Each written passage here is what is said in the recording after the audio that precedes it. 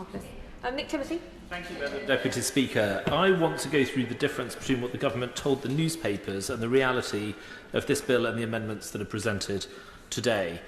Ministers said they would change indefinite leave to remain. The White Paper proposal today is weak, and the Home Secretary admitted it may not apply to immigrants already here. So it's no wonder that the government refuses to support new Clause 11, which would do the job for them. The visa crackdown on the nationalities, Pakistanis, Nigerians and Sri Lankans, we were told, blamed for asylum costs. The promise to kick out all foreign criminals, both were headlines with no credible policy presented to us today. The government promised action against the tens of thousands of people, maybe more, working illegally for delivery companies by abusing substitution clauses. So it is welcome that substitution clauses are being added to sections 15 to 24 of the Immigration, Asylum and Nationality Act. But what will be the operational reality? There are perhaps 1 million illegal immigrants in Britain, but only 366 fines were imposed for illegal working in the last quarter of last year. At least 100,000 people are trading identities online to work as substitutes. Before the local elections, the headline said foreign sex offenders will be banned from claiming asylum in the UK. And I suppose this is what Government New Clause 8 does. But what use is this if ministers don't give themselves legal powers to deport foreign sex offenders?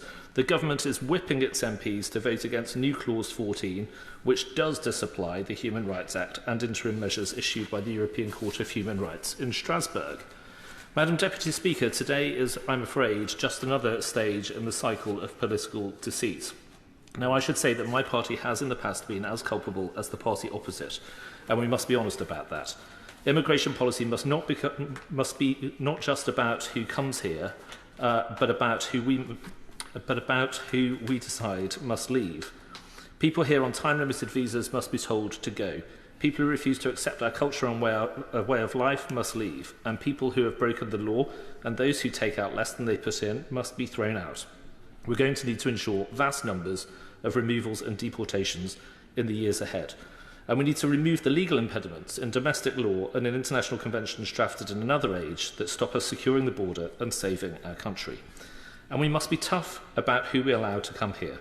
We cannot afford to import more of the world's hatreds, nor allow foreign conflicts to be fought out on our streets. We must accept that not every migrant is the same and not every culture is equal.